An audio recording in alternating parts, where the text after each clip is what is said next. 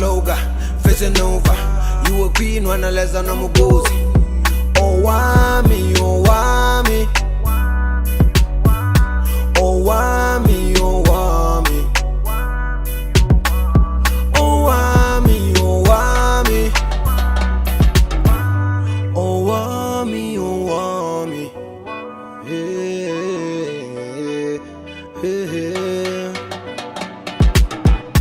Girl, you're such a powerful woman. Hi my ninjas, how are you guys doing? It's your girl Owamie aka Miss Fear Focal, reporting back for our entertainment. If it's the first time joining me, most definitely welcome. Please do make sure that you subscribe and obviously hit the bell. I absolutely love you, and do not forget follow me on Instagram, TikTok and Twitter.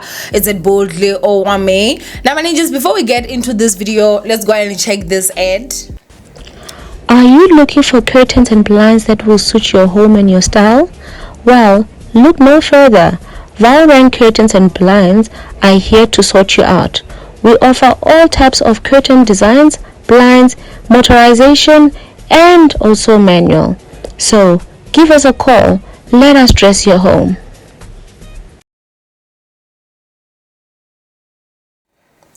Ninjas, I can personally attest to this, that her curtains absolutely amazing. Okay, I use them, like these are the ones that I actually have in my office and also in my bedroom. I will also do a video so that you guys can actually see them like here, but the quality, what you're seeing over there, like trust and believe, the quality is honestly so good. So I also want to go ahead and say thank you to Valerie, because she absolutely came here and did all this for me for free. And these are like blinds, you guys, like they barking the blackouts. So even if it's during the day and I feel like sleeping, I'm done. Even if it's during the day and I want to film, you can't see anything, whether it's day or it's night, because they literally block out everything, right? So yeah, man, I want to say thank you to her once again. You guys should go and get your curtains from her. She also does sell blinds as well.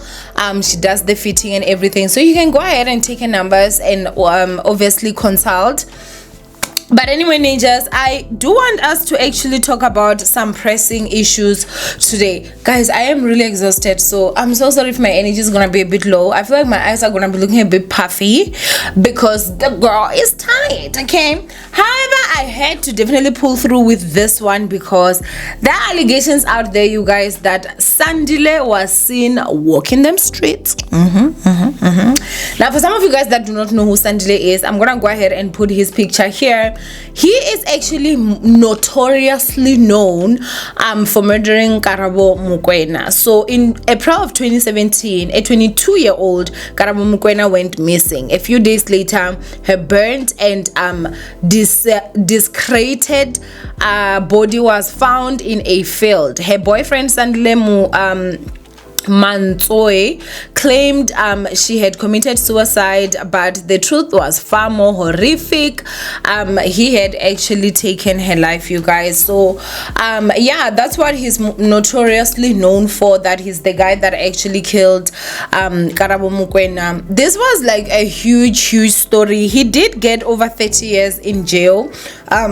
So that is the sentence that he actually got, which again, we all felt like it was not enough. Like the guy should have just gotten 80 years, somewhere once. Or maybe let me not say too much, because apparently this nigga is on the loose, and the last thing I want is somebody that is a killer that is nothing to lose trying to come for me. So but anyway, this honestly is such a sad situation. I should go ahead and say that it is such a sad situation in terms of like in 2017 when we were talking about this, because I do remember I actually covered this a lot. My channel was still smaller then, obviously, and things were not as bad as how they are right now. I feel like we're at a position where we really honestly cannot sugarcoat things anymore. So basically what happened was that Sandile was actually married and he had 3 kids allegedly, okay? And so Karabo was dating a married man that killed her, and it is very unfortunate that she had to lose her life at her tender age of only 22. She was so beautiful, she seemed so bright, she had her whole future ahead of her, but it was cut short by a married man that she was dating. this situation sucks because I can't imagine what her family must be going through, honestly. In terms of, obviously, they saw that, you know, that child was killed, and then after that, he then went on to be sentenced, and then now the allegations of people saying that they've actually spotted him, that's absolutely crazy. That's like absolutely crazy. So what I'm gonna do here is that I'm gonna read you guys a few tweets that are obviously there. So Golek I think Kholekane said, I think I saw Karabos Mukwena's murder, Sandile Mantsoe in Bram today. And then somebody retweeted that and said, there was a prisoner who allegedly escaped a couple of months after Bester escaped, and we still don't know who it is. Turns out Bester and Sandile used to be in the same cell. Crazy coincidence.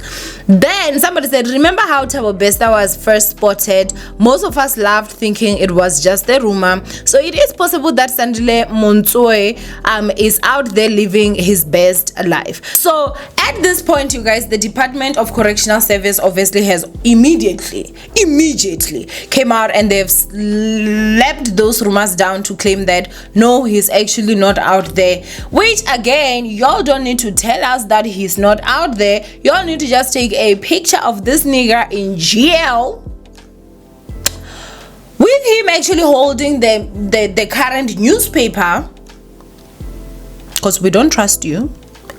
Joel did us so dirty with Thabo Bester, so why should we even trust you at this point, you know? So us not trusting you guys, like we have got a valid reason, you know, valid reason. But anyway, this is quite just a crazy situation, I won't lie. Would I put it past? Absolutely not. At this point, guys, a man that we all thought had died, not only did he rise from the dead, he was also not in a cell where he was supposed to be there for many years. So you all need to just understand how shocked we all were when a dead man was caught in Tanzania, on his way to escape. Like, he had already escaped the country, you know. So hey, I don't know, man. I really honestly don't know. Obviously, some are alleging that him and Thabo Bester were cellmates. And obviously, if Thabo Bester is escaping and he also has like 30-something years, that's life. Would you not also take the same opportunity and escape? I think that he definitely would. And at this point, I do hope that, you know, I don't know, like, I do want the correctional service to actually put out a picture of him in jail holding the current newspaper or something that actually tells us that it is the now, not a picture of before, you know.